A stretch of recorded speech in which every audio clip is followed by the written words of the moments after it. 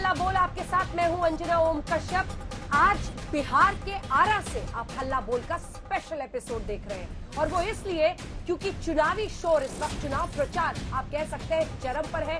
कल से प्रधानमंत्री नरेंद्र मोदी की रैली बिहार में होने वाली है, लेकिन उससे पहले जब आज बीजेपी ने अपना मैनिफेस्टो जारी किया तो एक के बाद एक घोषणाएं और वादों की बौछार हो गई। जहां एक तरफ 19 लाख नौकरियों का वादा, एक तरफ कोविड का टीका निकलते ही बिहार में लोगों को मुफ्त टीका देने का वादा, तो दूसरी तरफ जमकर बात आतंकवाद और राष्ट्रवाद के इर्द गिर्द भी चुनावी प्रचार में हो रही है। योगी आदित्यनाथ ने सीपीआई एमएल के बारे में कहा और सिर्फ वही नहीं, यहां पर जेपी नड्डा बीजेपी के अध्यक्ष भी यही कह रहे हैं कि ऐसे टुकड़े टुकड़े गैंग के साथ इस बार आरजेडी और कांग्रेस ने हाथ मिला लिया है। कोरोना तक इन पार्टियों को कहा जा रहा है। दूसरी तरफ सीधा आरोप कांग्रेस पर और आरजेडी पर कि देश को तोड़ने वाली पार्टियों के साथ ये गठबंधन कर रहे हैं। और आरा में भी याद रखिए 7 सीटें हैं, जहां पर 4 सीटों पर इस बार महागठबंधन की तरफ से सीपीआई एमएल ही चुनावी मैदान में है।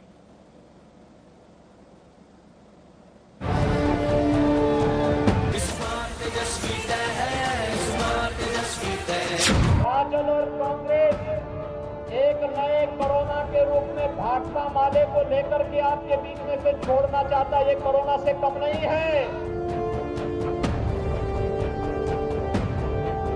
गेरुआ वस्त्र वाला अगर आदमी जो है समाज में घृणा और नफरत फैलाता है तो उसको गेरुआ वस्त्र पहनने का अधिकार नहीं है।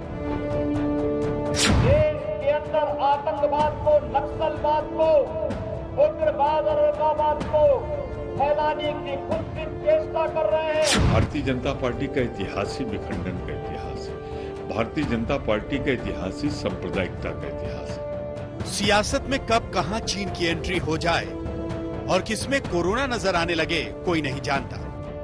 राजद और कांग्रेस एक नए कोरोना के रूप में भाकपा माले को लेकर के आपके बीच में से छोड़ना चाहता, ये कोरोना से कम नहीं है। एक बिहारी समाज ऐसा जो सूरज के हड्डों की पूजा करता है। बिहार चुनाव में बीजेपी ने अपने सारे धुरंधरों को मोर्चे पर लगा दिया है। योगी आदित्यनाथ भी डटे हुए हैं। पटना के करीब एक रैली में यूपी के सीएम ने महागठबंधन पर हमले के लिए कोरोना को हथियार बना लिया। सीपीआई एमएल को कोरोना बताया और आरजेडी कांग्रेस को उससे भी खतरनाक। राजद और कांग्रेस एक नए कोरोना के रूप में भाकपा माले को लेकर के आपके बीच में से छोड़ना चाहता, ये कोरोना से कम नहीं है। चलो भारत के टुकड़े टुकड़े करने की मंशा के साथ भारत के उच्च संस्थानों में नारेबाजी कर रहे हो, कांग्रेस और राजद का उन्हें समर्थन मिलना इससे बड़ा दुर्भाग्य भारत के राजनीतिक क्षेत्र में दूसरा नहीं हो सकता है। योगी ने जनता को आगाह किया कि महागठबंधन आतंकवाद और नक्सलवाद को फैलाने की कोशिश कर रहे हैं। यही कुत्सित मंशा के साथ ये लोग आकर के एक बार फिर से देश के अंदर आतंकवाद को, नक्सलवाद को, उग्रवाद और उग्रवाद को फैलाने की खुद की चेष्टा कर रहे हैं। इस षड्यंत्र को हमें कतई सफल नहीं होने देना है। सीपीआई एमएल को कोरोना और आरजेडी कांग्रेस को कोरोना से खतरनाक बताने वाले योगी के बयान से महागठबंधन में खलबली मच गई। योगी आदित्यनाथ से बड़ा जो है आतंकवादी कौन हो सकता है? जिस ढंग का जहरीला भाषण करते हैं गेरुआ वस्त्र वाला अगर आदमी जो है समाज में घृणा और नफरत फैलाता है तो उसको गेरुआ वस्त्र पहनने का अधिकार नहीं है। देश के खिलाफ, देश की एकता, अखंडता और के खिलाफ अगर कोई षड्यंत्र रचता है तो वो भारतीय जनता पार्टी है। बिहार में जनता ने भाजपा और जदयू गठबंधन को ही नकारा। उनके समर्थन में उत्तर प्रदेश के मुख्यमंत्री जी गए थे, इनको भी नकारा है। तो अब ये क्या बोल रहे हैं, वहां कुछ सुन रहा है इनको। कोरोना संकट के बीच चुनाव और चुनाव में कोरोना का डर दिखाकर वोट मांगने की सियासत दिलचस्प है। राजद और कांग्रेस सत्ता हासिल करने के लिए किस कदर बेकरार है, इसका अंदाजा आप इस बात से लगा सकते हैं कि महागठबंधन ने अपनी 29 सीटें देश के टुकड़े करने की सोच रखने वाले वामपंथी संगठनों को भेंट दे दी है।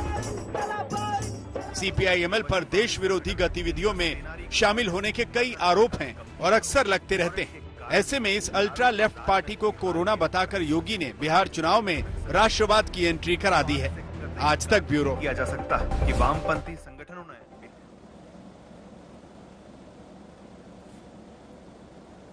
तो कौन कोरोना से कितना खतरा, खतरे से कैसे आगे बढ़ना है, नक्सलवाद से लेकर राष्ट्रवाद, हर मुद्दा बिहार में आ चुका है। आइए आपका परिचय उन खास मेहमानों से कराते हैं जो हमारे साथ चर्चा में शामिल होंगे। सुधांशु त्रिवेदी जी, राष्ट्रीय प्रवक्ता भारतीय जनता पार्टी के और सांसद हमारे साथ इस वक्त जुड़ रहे हैं। अभय दुबे कांग्रेस पार्टी का पक्ष रखेंगे, दिनेश वार्ष्णेय सीपीआई की तरफ से, केसी त्यागी जी जेडीयू का पक्ष रखेंगे, कुछ ही देर में हमारे साथ जुड़ रहे हैं। सैयद फैजल अली नेता आरजेडी के हमारे साथ चर्चा में शामिल हो रहे हैं। सुधांशु त्रिवेदी जी, सबसे पहले आपके पास आते हुए, ऐसा है कि इस देश में सीपीआई एमएल को भी चुनाव लड़ने का अधिकार है और या तो कोरोना नहीं समझ पा रहे आपकी पार्टी के नेता, या फिर ये नहीं समझ पा रहे कि वो चुनाव लड़ने के सीपीआई एमएल हकदार है, वरना सीपीआई एमएल को कोरोना कह देना, कोरोना से भी बड़ा खतरा कह देना, ये समझ में नहीं आ रहा है सर। देखिए, सीपीआईएमएल को बिल्कुल अधिकार है, आपने बहुत सही बात कही है। भारत में सभी को लड़ने का अधिकार है। जमाते इस्लामी भी चुनाव लड़ लेते हैं, मुस्लिम लीग भी चुनाव लड़ती है, सीपीआईएमएल लड़ती है, पर दुनिया में आप कोई देश नहीं बता पाएंगे कम्युनिस्ट देश जहां चुनाव लड़ने का अधिकार हो। खैर, उसको छोड़िए। सीपीआईएमएल का फुल फॉर्म क्या है? Communist party of India Marxist Leninist, यानी हिंदी में कहेंगे कम्युनिस्ट भारत की कम्युनिस्ट पार्टी मार्क्सवादी लेनिनवादी।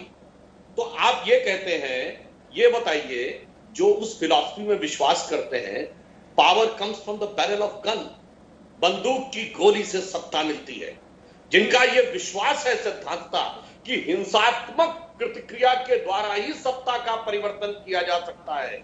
और ये सिर्फ कोई ऐसा नहीं कि सिद्धांत की बात थी, भारत की राजनीति में जहां तहां ये देखा गया, जिन जिन राज्यों में इनका वर्चस्व हुआ वहां बाकायदा राजनीतिक हत्याओं की एक श्रृंखला हुई। इसलिए हमने ये कहा कि ये भारत की राजनीति में एक समस्या की तरह है। और मैं एक और बात याद दिलाना चाहता हूं जिनके साथ है लालू प्रसाद यादव जी। अंजना जी याद करिए, चुनाव का समय आता था तो लालू यादव जी क्या कहते थे? Don't cast your vote, vote your caste, यानी अपना मतदान मत करो, जात पर वोट दो। अब ये दोनों विचार, एक बंदूक की गोली से सत्ता और एक जात के नाम पर वोट करो, कोई भी प्रबुद्ध व्यक्ति बता दे ये भारत की राजनीति में एक असाध्य रोग की तरह नहीं है तो क्या है?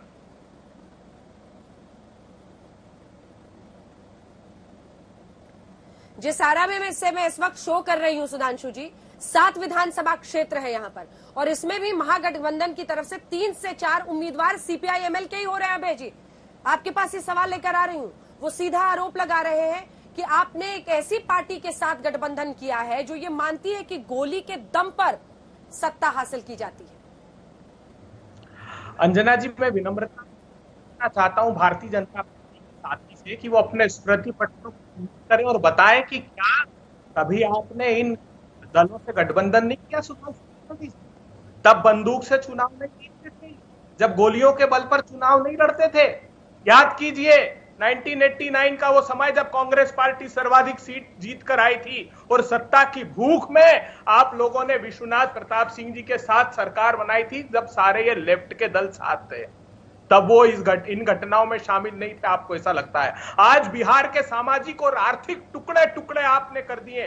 कल ही मोदी सरकार की रिपोर्ट का बड़ा खुलासा किया है जिसने बताया कि बिहार में 4 करोड़ 21 लाख लोग हिंदुस्तान में सबसे अधिक गरीबी रेखा के नीचे रहते हैं। यहाँ पर हायर एजुकेशन का ग्रॉस एनरोलमेंट रेशियो 13.6, 90 लाख बच्चे उच्च शिक्षा से वंचित कर दिए जाते हैं बिहार में। जानते हैं आप, बिहार एकमात्र ऐसा राज्य है जहां पर मात्र 21% लोगों को प्रधानमंत्री आवास के स्वप्न को साकार होने का सपना जो सजोते थे उनको मिला है। 60% हॉस्पिटल्स में डॉक्टर नहीं है। विधानसभा में आप लोगों ने जवाब दिया है। यहाँ पर बेरोजगारी की दर हिंदुस्तान में सबसे ज्यादा है। प्रधानमंत्री जी के जो सिलेंडर है वो सबसे कम पहुंचे हैं। 10,000 स्कूलों में लड़कियों के लिए टॉयलेट, ठीक है, हम समझ गए जी। तो आप सीपीआई-एमएल वाला विकास का मॉडल ला रहे हैं अंजना जी, ये तो जब साथ होते हैं तब तो आप सीपीआई-एमएल वाला विकास का मॉडल ला रहे हैं। अब आपको आरजेडी के अलावा और वैसाखियों की जरूरत है। सीपीआई-एमएल का विकास मॉडल है जिस पर अब आप लोग निर्भर करेंगे। आप डिफेंड कर रहे हैं ना सर?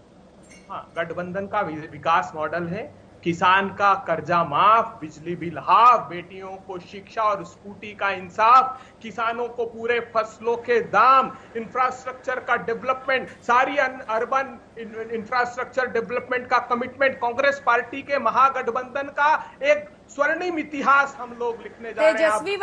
तेजस्वी वाला 10 लाख की नौकरी बोलने में हिचक क्यों रहे हैं? 10 अपना लाख कांग्रेस वाला पढ़े जा रहे हैं, अपना कांग्रेस वाला पढ़े जा रहे हैं। सर, तेजस्वी के 10 लाख पर भरोसा है कि नहीं आप? हमने तो 10 लाख का उल्लेख उसमें भी किया है। और निवेश, जो मोदी जी ने कल बताया कि मैन्युफैक्चरिंग सेक्टर में सिर्फ 8% लोगों को काम मिलता है बिहार में, वो हमने प्रॉमिस किया है कि हम इतिहास रच देंगे निवेश का। तो 10 लाख तो सरकारी दृष्टिकोण से बोला है, लेकिन कम से कम 25 लाख रोजगारों का सृजन पहले 2 सालों में हम कर देंगे।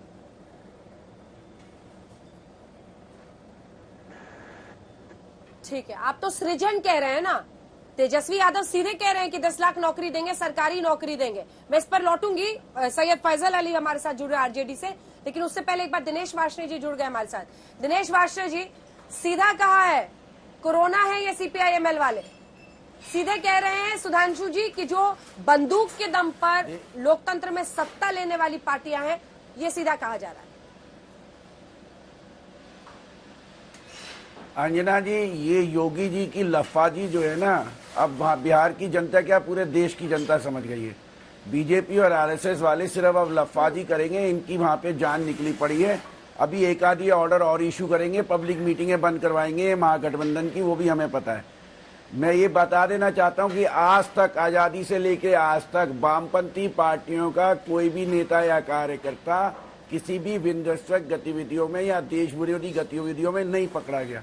अगर पकड़ा गया है तो बीजेपी के नेता और बीजेपी के वर्कर्स पकड़े गए हैं। और इनका जरा देश को जोड़ने वाला सुन लीजिए, नागालैंड में इनके टुकड़े गैंग है आप, जिससे तेजस्वी और कांग्रेस पार्टी ने हाथ मिलाया है। अरे वो कह रहे हैं सर टुकड़े गैंग नहीं अंजना जी, वो टुकड़े गैंग का ही, इनका टुकड़े गैंग का ही मॉडल बता रहा हूँ बीजेपी वालों का। नागालैंड में इनका किससे अलायंस है, जिससे इन्होंने नागालैंड अकॉर्ड किया। उसने 3 दिन पहले इंटरव्यू में कहा है कि हम इंडियन यूनियन को नहीं मानेंगे। इनका उससे अलायंस है। जो दूसरा नागा ग्रुप है उससे भी इनका अलायंस है, ए और बी दोनों से। इनका मॉडल देख लीजिएगा, छत्तीसगढ़ झारखंड में अटैक होते हैं कांग्रेस के लीडर पे और सीपीआई के लीडरों पे, इनके किसी लीडर पे अटैक नहीं होता नक्सलाइटों का। हम तो नक्सलाइटों के खिलाफ लड़ते हैं, ये तो नहीं लड़े कभी भी। अब तीसरा मॉडल देख लीजिए, पीडीपी के सरकार साथ 3 साल की सरकार के लड्डू खाए इन्होंने। डिप्टी चीफ मिनिस्टर था इनका, रेपिस्टों की सपोर्ट में जुलूस निकाले इनके लीडर। तो तोड़ने वाले गैंग ये हैं, चाहे वो आजादी का आंदोलन हो तब इन्होंने भारत की एकता तोड़ने की कोशिश की, चाहे आजादी के बाद के जितने भी दंगे हुए हैं उनमें इनकी संलिप्तता पाई जाती है। जी मैं लौट रही हूँ। केसी त्यागी जी, केसी त्यागी जी, क्या आप भी मानते हैं कि सीपीआई-एमएल वाले कोरोना है, टुकड़े गैंग है? एक जवाब आपकी तरफ से आ जाए, फिर चलूंगी सुधांशु जी और सैयद फैजल अली।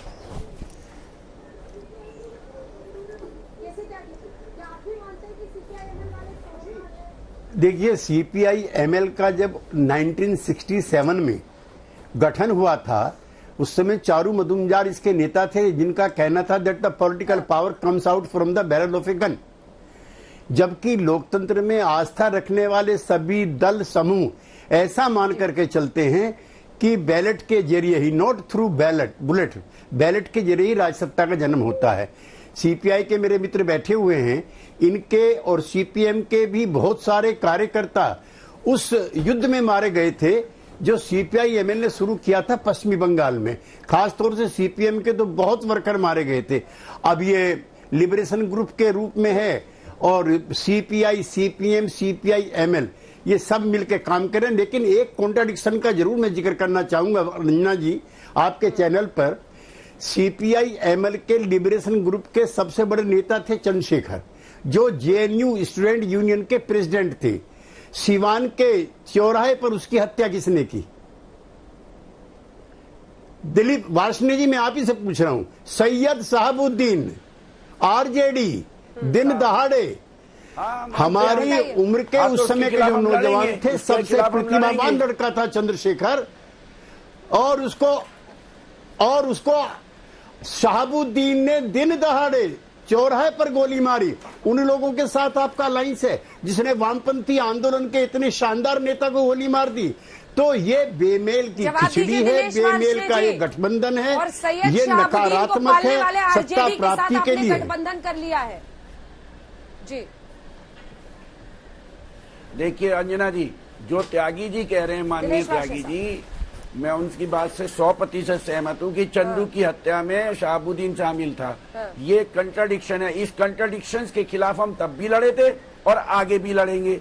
इसका मतलब ये नहीं है कि बीजेपी के फांसीवाद और सांप्रदायवाद को रोकने के लिए हम जो है अपना महागठबंधन नहीं करेंगे। हम बिहार की जनता को रोजगार दिलवाएंगे, बेघरों को जमीनें दिलवाएंगे।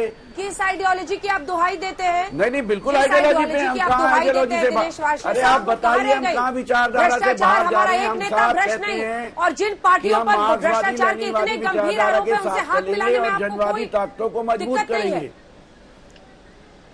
नहीं, गंभीर आरोप तो नीतीश कुमार जी ने बीजेपी के लिए लगाया था ना 2015 में, महा-झुट्टा पार्टी, उसी से अलायंस है। उसी समय 2015 में भी जनता ने इनको रिजेक्ट कर दिया था। वो तो इन्होंने बेईमानी की है नीतीश कुमार जी ने। तो महा-झुट्टा पार्टी में सैयद फैसल अली, बीजेपी का आरोप है कि आप लोगों ने टुकड़े टुकड़े गैंग से हाथ मिला लिया है सत्ता हासिल करने की इस डेस्परेशन में। देखिए अंजना, सबसे पहले तो ये मैं स्पष्ट कर दूं कि इन लोगों को कोई मॉरल राइट नहीं है इस तरह की बात कहने का।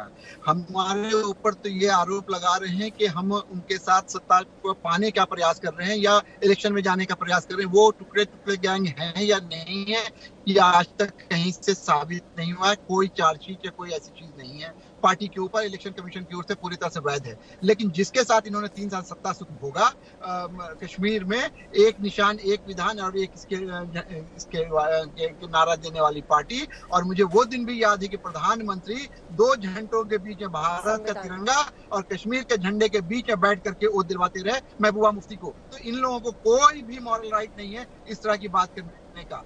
सीधी सी बात ये है ना कि इलेक्शन आफ्टर इलेक्शन हम लोगों ने देखा है 2014 से लेकर अब तक कि जब भारतीय जनता पार्टी के पैर के नीचे से जमीन खिसकने लगती है, उनको ये अंदाजा हो जाता है कि चुनाव हार रहे हैं, तो इस तरह की बात करते हैं। मैं आपको 1-2 उदाहरण देता हूं।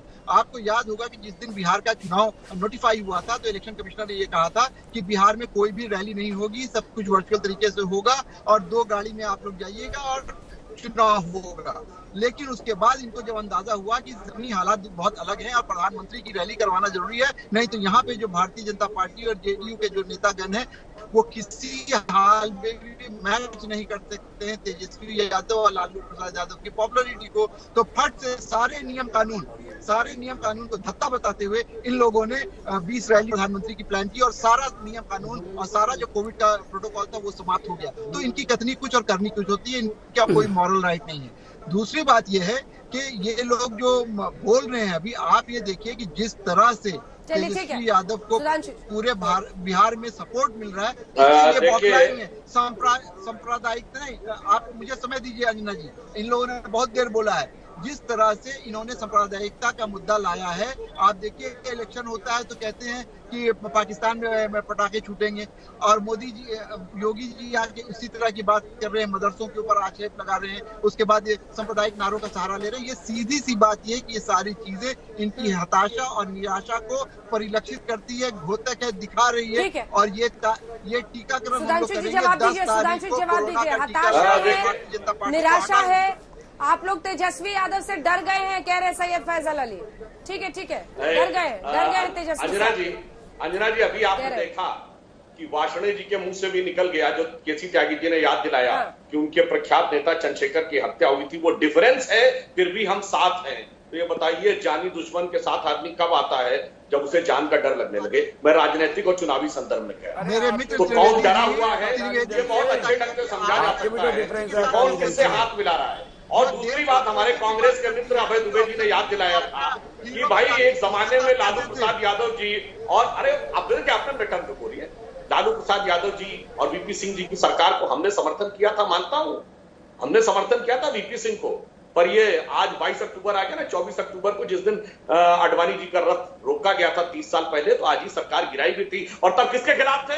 कांग्रेस के खिलाफ। ये व्यक्तिगत प्रतिबद्धता थी कि अपनी बेटी का नाम मीसा रखा था, क्योंकि मीसा में बंद थे लालू यादव जी, कि कांग्रेस को उखाड़ने का संकल्प करेंगे। आज दोनों साथ हो गए। अब मैं एक और बात कहना चाहता हूं, मार्क्सवादी और लेनिनवादियों के लिए एक वाक्य, अंजना जी, इनकी पार्टी का पूरा नाम क्या है? Communist party of India, Bharat की कम्युनिस्ट पार्टी। ये भारतीय राष्ट्रीय कांग्रेस और भारतीय जनता पार्टी नहीं है, ये विदेश की एक ब्रांच है यहाँ पर। और मार्क्सवाद खत्म हो गया रूस में, माओवाद खत्म हो गया चीन में, लेनिन को कोई बिल्कुल गलत। हमारी कम्युनिस्ट पार्टी को हिंदी में हम कहते हैं भारतीय कम्युनिस्ट पार्टी। बिल्कुल गलत। हम हिंदी में साफ लिखते हैं सुधांशु जी, भारतीय कम्युनिस्ट पार्टी। आप भी लप्पाजी वैसे ही कर रहे हैं जैसे योगी जी कर रहे हैं, जैसे योगी जी कर रहे हैं लप्पाजी। भारतीय कम्युनिस्ट पार्टी लिखते हैं हिंदी में। अरे भाई अपने अपने टर्म पे बोलिए। कम्युनिस्ट पार्टी ऑफ इंडिया आपका नाम था कि नहीं? अगर आपने बात में बताइए। सुधांशु जी पूरा कर ले, प्रोफेसर साहब रुक जाइए, एक बार पूरा कर ले Sudhanshu. Communist party of India, अब सुनिए, कम्युनिस्ट पार्टी एक इंटरनेशनल पार्टी, हर देश में अपनी लिखती है अपने ढंग से। आप दिनेश भाषण जी इतना अपने अपने टर्म पे बोले, प्रोफेसर आदमी आप। देखिए जब लेनिन की मूर्ति मॉस्को में गिराई गई थी ना, तो हम लोगों ने बचपन में पढ़ा था कि उनके रूसी भाषा में लिखा था, दुनिया का मजदूरों एक हो जाओ, और एक शब्द इधर का उधर कर दो। तो जब मूर्ति गिराई गई उसको लोगों ने चेंज करके लिख दिया था, जिसका मतलब था दुनिया के मजदूरों, मुझे माफ करो, मेरे से गलती हो गई। मगर अफसोस, जिसको दुनिया भर ने रिजेक्ट कर दिया। एक पहले एक दूरदर्शन पे एक सीरियल आता था ना, कक्का जी कहीं, उसमें एक लेफ्टिस्ट आता था अंजना जी, तो जैसे ही बोलने लगता था तो जो कक्का जी बने वो कहते रहे, हमें मान गया कि मार्कस बात बना करे, तू सच्चा लेफ्टिस्ट है। वो कहता अभी तो तुम सुने नहीं तो कैसे जान दिए लेफ्टिस्ट है? अरे कहीं पढ़ाई लिखाई लेफ्ट, ठंडा पानी लेफ्ट, खर्च हमारा लेफ्ट, देश धर्म लेफ्ट। जब तू सब कुछ लेफ्ट कर दिया तो लेफ्टिस्ट हुआ ना। तो सब कुछ लेफ्ट करके बिहार की जनता के पास आ रहे ना, ये बिहारी से होशियारी नहीं चलती। उनको सब पता है देश क्या है, धर्म क्या है, काम क्या है, नौजवान क्या है, सारी चीजें उसको पता है। अंजना जी, प्रोफेसर वाशे, अंजना, प्रोफेसर वाशे, अंजना जी, अंजना जी, देखिए एक बात मैं आपको बता दूं, फॉरेन आ रही हो एक बार जल्दी से सुधांशु प्रोफेसर जी ने भी तकरीबन क्योंकि वैसी डायरेक्ट अटैक उन्होंने डेमोगोगी और सीपीआई की लफाजी आइडियोलॉजी की पे है। किया। जल्दी से सुधांशु जी ने भी सुधांशु जी ने भी तकरीबन वैसी लफाजी और डेमोगोगी की है जैसे योगी जी और मोदी जी करते हैं, क्योंकि आजकल बीजेपी वाले खाई लफाजी कर रहे हैं। कोरोना में सब जानते हैं कि हमारी क्या हालत देश की है इन्होंने, चाहे वो ट्रंप को बुलाया, चाहे मध्य प्रदेश की सरकार गिराने के समय इन्होंने किया, चाहे अब देख लीजिए कितनी इनकी वैक्सीन आ रही है, कितने इन्होंने पीपीई किट दे दिए, कितनों के नए हॉस्पिटल खोल दिए, कितने नए इलाज के केंद्र खोल दिए, वो सब जानते हैं। बिहार में इन्होंने 15 साल के राज में बुरी हालत कर रखी है। डॉक्टर्स नहीं है, नर्सेज नहीं है, पैरामेडिकल स्टाफ नहीं है, और 10 लाख वैकेंसी क्रिएट करने में कोई प्रॉब्लम नहीं होनी चाहिए। इन्होंने करप्शन की और बेफजूल खर्ची की है, अगर आप उसको कंट्रोल करें तो इजीली ये वैकेंसीज दी जा सकती है। 12 करोड़ प्रदेश में 12 करोड़ की जनसंख्या को सेवा करने के लिए सरकारी कर्मचारियों को एक बहुत बड़ा वो चाहिए। इन्होंने ठोस रखा है कि सरकारी नौकरियों की बजाय ठेकेदारी नौकरियादारी करानी है। ठेकेदार के थ्रू राज्य का शोषण ये आगे बढ़ाते हैं, राज्य द्वारा शोषण कराते हैं। उसी शोषण के खिलाफ तो लड़ाई है, चाहे वो महागठबंधन है चाहे कम्युनिस्ट है।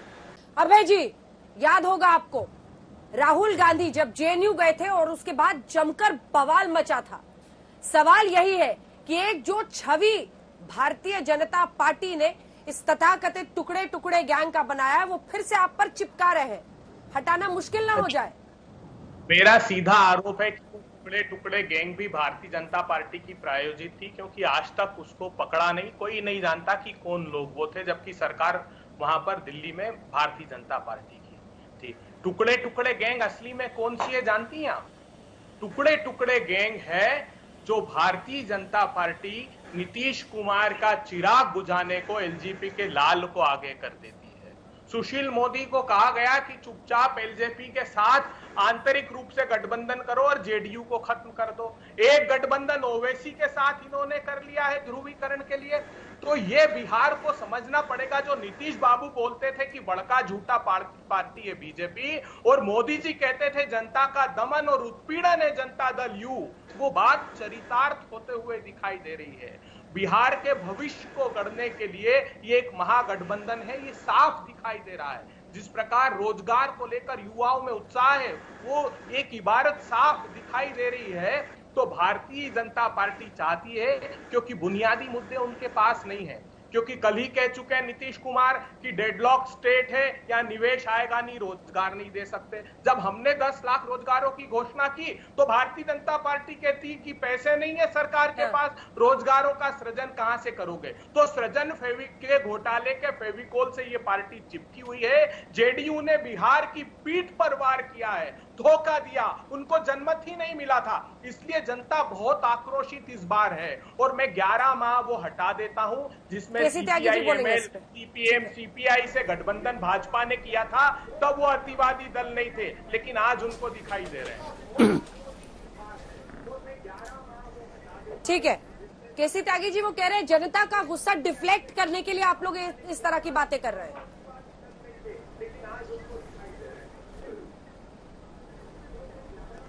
देखिए, कांग्रेस के जो मेरे मित्र हैं अभय दुबे जी, मुझे उनसे कोई शिकवा नहीं है, क्योंकि उनसे मुझे कोई उम्मीद भी नहीं है। लेकिन दो जो साथी बैठे हुए हैं, सीपीआई के वासने जी और फैज अली साहब, ये मेरे पुराने दोस्त हैं। मैं इन दोनों दोस्तों से एक चीज पूछना चाहता हूं। राजनीति में गठबंधन होते हैं, टूटते हैं, फिर जुड़ते हैं, लेकिन पिछले 70 साल के भारतीय लोकतंत्र के इतिहास में इससे बड़ा नापाक गठबंधन कोई नहीं हुआ जो महाराष्ट्र में हुआ है।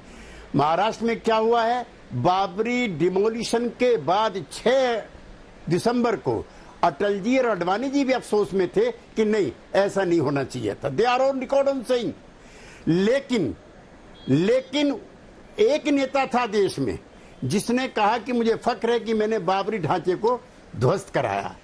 आज वो नेता और अभय दुबे जी की पार्टी के नेता दो धर्मनिरपेक्षता को बचाने के लिए दिन भर हमारी पार्टियों पर आरोप लगाते हैं, दोनों साथ साथ हैं। लेकिन अभय जी, मुझे आपसे शिकायत नहीं है, मुझे आरजेडी के नेता और वासने जी से शिकायत है कि जो नापाक हो चुकी थी महाराष्ट्र में पार्टी, उसके साथ बिहार में किस आधार पर आप गठबंधन कर रहे हो?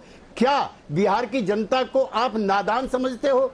क्या इतना बड़ा घोर अवसरवादी गठबंधन जो महाराष्ट्र आघाड़ी का है, उसकी कांग्रेस पार्टी जो शिवसेना के साथ है, जो बाबरी डिमोलिशन की गुनहगार है, क्या उसके साथ गठबंधन करके उस पाप के भागी आप दोनों नहीं है? पर बिहार में ये मुद्दा ही नहीं है त्यागी जी। बिहार में मुद्दा रोजगार का है, बिहार में बिहार की बदहाली का है, बिहार में 40,000 महिलाओं जवाब दीजिए। प्रतिवर्ष अपराध देखिए अंजना जी, शराब माफिया का। अभय दुबे जी प्लीज देखिए मुद्दे क्षेत्रीय होते हैं, लेकिन आपने भी जेडीयू और बीजेपी की दोस्ती पर 10 बातें कही ना, तो फिर सुनने के लिए भी तैयार रहिए। अपनी बारी में बोलिए। सैयद फैजल अली, हाथ जोड़ लिया जिस कांग्रेस ने शिवसेना से, जिसने कहा था बाबरी मस्जिद के ढहने पर गर्व है, उससे हाथ मिला लिया।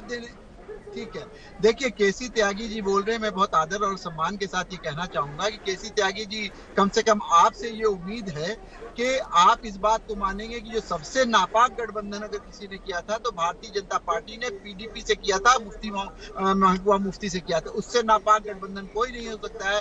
उस पार्टी के साथ इन्होंने गठबंधन किया था जो देश की अस्मिता और अखंडता को नहीं मानती है। तो मेरे ख्याल में आप पहले इस बात को भी ध्यान दीजिए हमारे केसी त्यागी जी की सबसे नापाक गठबंधन वो था। दूसरी बात क्वेश्चन पेपर का जवाब देंगे नहीं, दूसरे पे थीसिस लिखेंगे। सैयद फैजल अली, यही मैं कह रही थी ब्रेक पर जाने से पहले, अपने क्वेश्चन पेपर का जवाब देना नहीं है, दूसरे पर थीसिस लिखनी है। मैंने आपसे क्या पूछा? बाबरी मस्जिद के ढाने पर गर्व है कहने वाले बाला साहब ठाकरे की पार्टी शिवसेना से हाथ मिलाने वाले कांग्रेस से आपने हाथ मिला लिया, अच्छा किया, गर्व है। हमने शिवसेना से हाथ मिलाया है, हम अपनी पार्टी के लिए जिम्मेदार हैं, हम अपनी पार्टी के लिए जिम्मेदार हैं। हमने भारत में वो भी इतिहास देखा है कि जनता पार्टी का जो एक्सपेरिमेंट हुआ था तो उसमें कौन कौन सी पार्टियां थी, इसलिए इसको ना दे दिए। इसको इस बात को अगर उठाइएगा, गड़े मुर्दे अगर निकालिएगा तो बहुत दुर्गंध फैलेगी। सीधी सी बात यह है कि ये सारी बौखलाहट की निशानी है। केसी त्यागी जी बड़े परिपक्व नेता हैं, उनको भी अंदाजा है। अब पूरी लड़ाई यही हो चुकी है, तेरा मुर्दा, उसका मुर्दा, मेरा मुर्दा, तेरा मुर्दा, सब मुर्दे गड़े रहने दो पुराने। यही पॉलिटिक्स हो गई है देश की। पॉलिटिक्स यही हो गई है। वार्ष्णेय जी से भी एक रिएक्शन ले लें। महागठबंधन ज्वाइन किया था, कांग्रेस तो तब भी उस गठबंधन में थी, तब क्या प्रॉब्लम थी इनको? फिर दूसरे पे थीसिस मत लिखिएगा प्रोफेसर साहब। इस महागठबंधन आप हमेशा दूसरे का थीसिस लिखते हैं, अपने सेना तो है ही नहीं। 2015 में कांग्रेस आई वहाँ गठबंधन में थी, तब तो नीतीश कुमार जी को महागठबंधन पार्टी अगर नहीं है तो बुरी बात है। मुद्दा बिहार में है बेरोजगारी, मुद्दा बिहार में है कि इन्होंने टिकट दी है। क्वेश्चन पेपर पढ़िए पहले। प्रोफेसर साहब, आपका स्टूडेंट गलत क्वेश्चन पेपर का गलत आंसर लिख देगा, आपको अच्छा लगेगा? इन्होंने उन लोगों को टिकट दी है जो गुंडागर्दी में शामिल है, जो महिलाओं की इज्जत लूटने में शामिल है। ये बताइए कहीं हम लोग मंजू वर्मा नाम तो याद करके आए कीजिए सर, रिसर्च करके तो आए कीजिए। बिहार का शो कर रही है अंजना, बिहार का मुद्दा होना चाहिए कि जो भी वर्मा है, जो भी है, क्या बिहार का राजनीतिक मुद्दा ये है कि महाराष्ट्र में किसकी सरकार है? हाँ, बिहार का मुद्दा भी आप तय कर लीजिए, किस दायरे में बहस हो ये भी आप तय कर लीजिए। दूसरी पार्टी की बात है तो आइडियोलॉजी पे सवाल कीजिए, आपसे आइडियोलॉजी पर सवाल हो जाए तो बोलिए हाँ ये तो बिहार के बाहर का क्वेश्चन पेपर हो गया। आपको नहीं, आपके उम्मीद के लिए मैं नौकरी नहीं कर रही हूँ, मैं आपसे सवाल पूछ रही हूँ, उसका जवाब दीजिए। बात बिहार की सिर्फ नहीं होगी, बात अगर आइडियोलॉजी की होगी तो फिर पूरे देश की होगी ना। लेकिन सुधांशु त्रिवेदी जी और एक सेकेंड केसी त्यागी जी, ये सवाल तो है ही ना कि आप गठबंधन में अगर आप नैतिकता खोज रहे हैं तो कोई नहीं बचा है देश में, आप भी नहीं है, कोई और नहीं है। एक वक्त पर संघ मुक्त करना है कहते थे नीतीश बाबू, एक वक्त पर शिवसेना के साथ जो पार्टी थी उसके साथ आपने हाथ मिला लिया। बिल्कुल अंजना जी, हमारे विरोधियों ने आपत्ति की कि महाराष्ट्र तक बात क्यों चली गई। हमें ध्यान है इसी डिबेट के शुरुआत में कश्मीर तक वो लोग गए थे, परंतु केसी त्यागी जी ने जो बात कही ना, आपने बात कही कि भाई सभी लोग इसमें प्रभावित हैं, मगर आपकी बात में थोड़ा संशोधन करना चाहता हूं अंजना जी। केसी त्यागी जी ने महाराष्ट्र का उदाहरण दिया कांग्रेस के साथ, मैं एक और उदाहरण देना चाहता हूं केरल का। केरल में मुस्लिम लीग से गठबंधन और महाराष्ट्र में शिवसेना से गठबंधन, ये गजब का तारतम्य जो है ना, ये गजब का जो सौहार्द है ना, ये गजब का जो दोहरा चरित्र है, ये निभाने की क्षमता जो कांग्रेस के अंदर है, मेरे विचार से भारत की राजनीति में कोई उसका सानी नहीं है। और मैं एक और बात कहना चाहता हूं, गठबंधन की जब बात चल रही, पुराने गड़े मुद्दे उखाड़े जा रहे हैं, मगर लोग भूल जाते हैं भारत की पहली गठबंधन की माइनॉरिटी की गवर्नमेंट कौन सी थी। अक्सर हमारी जनरेशन की मेमोरी केवल नरसिम्हा राव सरकार पे आके रुक जाती, नहीं जनाब। 1969 इंदिरा गांधी की सरकार, जब उन्होंने कांग्रेस पार्टी को तोड़ा था, ये वही 1969 का साल जब सीपीआई बनी, चारू मजूमदार ने सशस्त्र संघर्ष किया था, कम्युनिस्टों के दम पर सरकार बचाई इंदिरा गांधी ने, और कम्युनिस्टों के दम पे जो सरकार बचाई उसकी क्या क्या कीमत देश ने चुकाई, चाहे जो भी चीजें हो, बैंकों नेशनलाइजेशन से लेकर सब कुछ। उसके लिए मैं आपके दर्शकों से कहूंगा, Mitrokhin's archive KGB and the world part 2 पढ़ लीजिए, क्या क्या किया कांग्रेस ने कम्युनिस्टों से मिलकर, अपवित्र काम सारे विस्तार से। अगर कांग्रेस में गैरत है तो प्रकाशक पर मुकदमा कर दे जाके। इसलिए बिल्कुल साफ है, गठबंधन की सरकारें कैसे बनाई, कैसे चलाई, 50 साल पहले बने के आज तक। भाई आज लीग की सरकार शिवसेना और मुस्लिम लीग दोनों के साथ एक साथ गठबंधन, वो बताइए। अच्छा बिहार पे आ जाइए। अरे भैया बिहार पे आइए। वाह वाह वाह वाह, क्या बात है अंजना जी, इनको ये अरे सुधांशु जी, नागालैंड का तो बता दीजिए, आपने किससे ऐलान किया? नागालैंड अकॉर्ड जो किया उसको पब्लिक तो करा दो।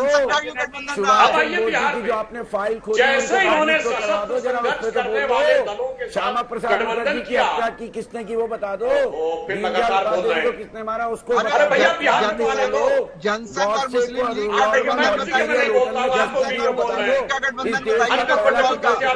आतंकवादी तो नाथुराम गॉडसे था। बोलो गॉडसे मुर्दाबाद, बोलो ना। सुधांशु जी, नागपुर में सरकार नहीं बनाई मुस्लिम लीग के साथ, राष्ट्रीय स्वयंसेवक संघ के मुख्यालय में आपने स्थानीय निकाय का गठबंधन किया, वहां शर्तें तय करके वो गठबंधन भूल गए, सरकार बनाई। आजाद भारत के इतिहास में पहला जिसने कॉन्स्टिट्यूएंट असेंबली में जिन्ना इतनी विधानसभा में जिन्ना कहां से चुन के गए थे? नीतीश कुमार ने कहा वो न लाहौर से, न कराची से, न पेशावर से, न रावलपिंडी से, न ढाका से, न चिटगांव से, भारतीय जनता वो इसी भारत से चुन के गए थे। ये सुशील कुमार मोदी है, जिस सुशील कुमार मोदी ने कहा कि नीतीश के खून में धोखाधड़ी है। इससे घृणित आरोप कोई हो सकता है? आजाद भारत के इतिहास में ऐसा किसी राजनीतिक दल ने इतने घृणित आरोप नहीं लगाए, मगर वो सत्ता की भूख थी कि बिहार की पीठ पर वार करके सत्ता भोग रहे हैं। इस बार बिहार सबक सिखाएगा। आप कितनी भी कोशिश कर लीजिए, ये नैरेटिव चेंज नहीं होगा। यहाँ पर किसानों का कर्जा माफ और बिजली का बिल हाफ होगा। 100% बिहार के लोगों का कांग्रेस पार्टी और गठबंधन महागठबंधन एक वाक्य बोलने दीजिए, बताएंगे सुधांशु त्रिवेदी जी। ये बिहार केसी त्यागी जी, ठीक है, एक बार केसी त्यागी जी से मैं उस सवाल का जवाब लेना चाहती हूँ जो मैंने पूछा है। सर, ये जो देखिए, अब गठबंधन में नैतिकता खोजना तो हिंदुस्तान में मुमकिन नहीं है जी। आप बिहार के तमाम गठबंधनों को देख लीजिए, कोई दूसरे राज्य में दाएं है, कोई बाएं है, अलग अलग है। अगर आप उपेंद्र कुशवाहा को भी देखें तो वैसी साहब, मायावती, ऐसे ऐसे लोग जो एक दूसरे को अलग अलग राज्यों में धुर विरोधी भी है, वो हाथ मिला रहे। तो अब गठबंधन की नैतिकता आप देखिए, बीजेपी के साथ, बीजेपी शिवसेना के साथ थी और आप बाबरी वाली बात उठा रहे हैं। तो अब गठबंधन में नैतिकता खोजना और इस पर प्रहार करने से कोई फायदा ज्यादा मिलता दिख नहीं रहा। इसलिए कि इनके पास मुद्दे नहीं है अंजना जी, इनके पास मुद्दे नहीं है। बिहार की जमीन इनकी उखड़ चुकी है। इस बार 57 सीट से ये कुल करके 37 अंजना जी,